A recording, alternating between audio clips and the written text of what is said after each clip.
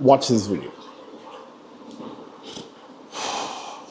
Nobody in the Pentagon said, "Hey, we can't do this." Because if they close the Strait of Hormuz, there's no way we're going to be able to stop them from unclosing it.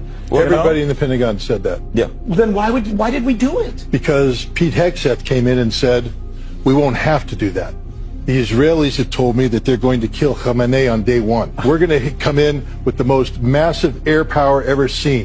It was because we wanted to hit 1,000 points on the ground a day for a period of time to create the impression of American invincibility. And the Iranians quit. And that way we don't have to do any of this. Just so you understand, one of those 1,000 points was a girls' school that should never have been struck. Yeah, I know. We struck hospitals, the whole thing. This is the most criminally minded war plan in the history of war plans. Is it criminal or stupid or both? Criminal. When you're the Secretary of Defense and you're required by, we have a Law of Warfare Act. If you violate the Geneva Conventions grossly, there's a death penalty. Hegseth came in and said, I'm doing away with all the rules. I'm disbanding that unit. We're going to disregard the Law of Warfare Manual. We want increased lethality. And so when he said we're going to put 1,000 bombs on 1,000 targets a day, he was saying, I don't care what you kill. We kill things and break things, he said. That's what we do. There was intent, criminal intent from the very start. So this was criminal and incompetent. What I don't understand is why the JCS didn't resign en masse.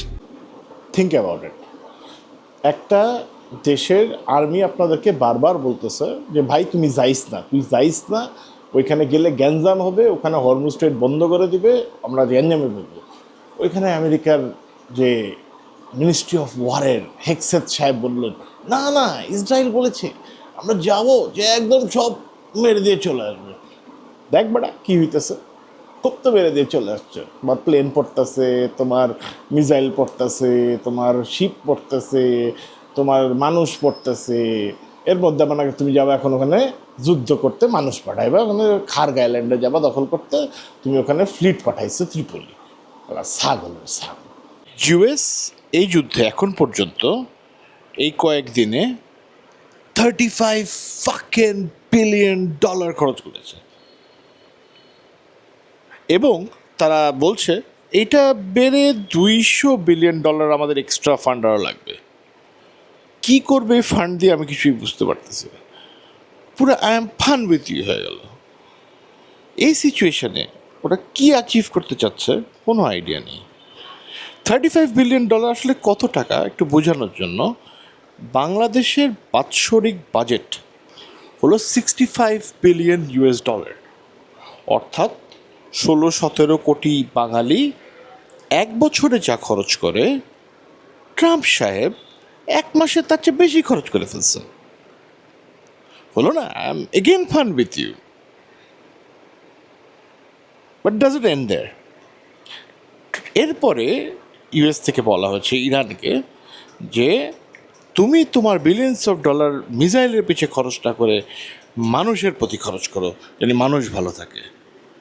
এবং again fun with you, US শুধুমাত্র ফেব্রুয়ারি মাসে ইউএসএতে প্রায় 92,000 মানুষ তাদের job হারিয়েছে। এই মুহূর্তে তাদের ওখানে সবচেয়ে বেশি হোমলেসনেস, এর চেয়ে বেশি হোমলেসনেস কোনোবারই ইউএসএতে ছিল না। এবং শুধু তাই নয়, তারা হেলথ কেয়ারের অভাবে মানুষজন এখন তুলে মারা যাচ্ছে। ওদের দেশকে সার্ভে করা হয়েছিল যেখানে দেখা যায় যে যারা মধ্যম আয় বা নিম্ন আয়ের মানুষ, 31% মানুষ হেলথ কেয়ার অ্যাফোর্ড করতে পারছে না, কারণ ইটস জাস্ট টু এক্সপেন্সিভ। তো চিন্তা করেন, নিজের দেশের এত সমস্যা ফেলায় আপনি গেছেন ইরানে। সলিউশনটা তাহলে কার দেখা উচিত? বাহ মোদিজি, বাহ মোদিজি, বাহ। এরকম ভিডিও দেখতে হলে আমাদের পেজের সাথে থাকুন। ভিডিওটি ভালো লাগলে অবশ্যই লাইক এবং ফলো করবেন এবং মানুষজন শেয়ার করে পৌঁছে দেবেন সবার কাছে।